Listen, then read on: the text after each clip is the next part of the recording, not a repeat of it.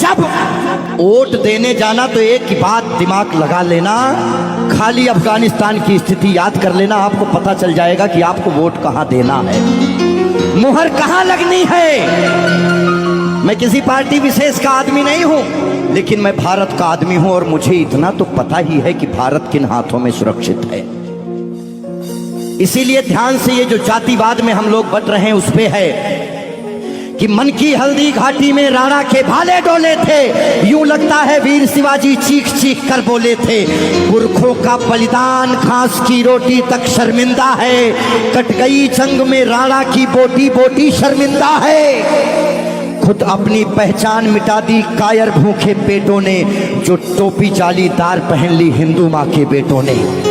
और सर पर लानत, तालियां नहीं, सुनिए पूरी बात कि मन की हल्दी घाटी में राणा के भाले डोले थे, यूं लगता है वीर शिवाजी चीख चीख कर बोले थे।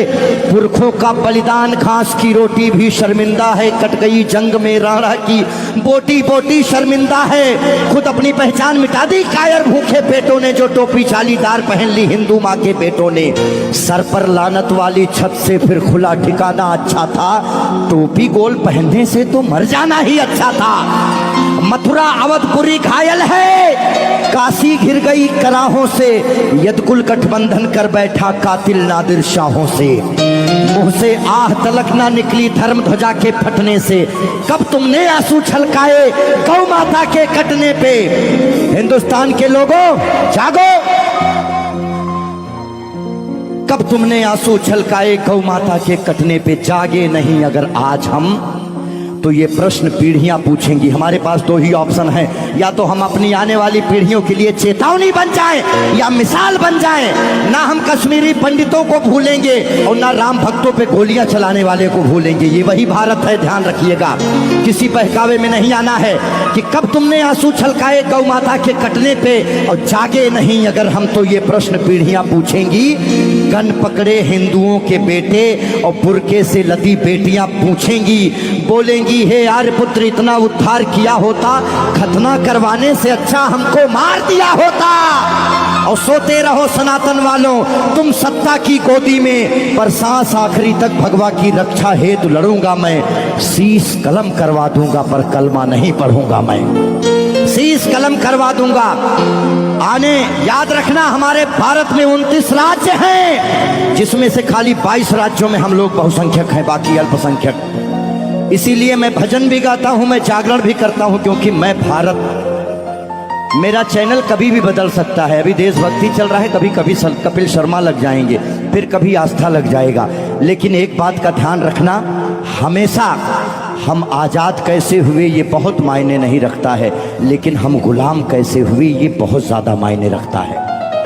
आप जानने का प्रयास करना कि ऐसा क्या हुआ होगा भारत में जो पूरा अखंड भारत गुलामी की तरफ बढ़ गया।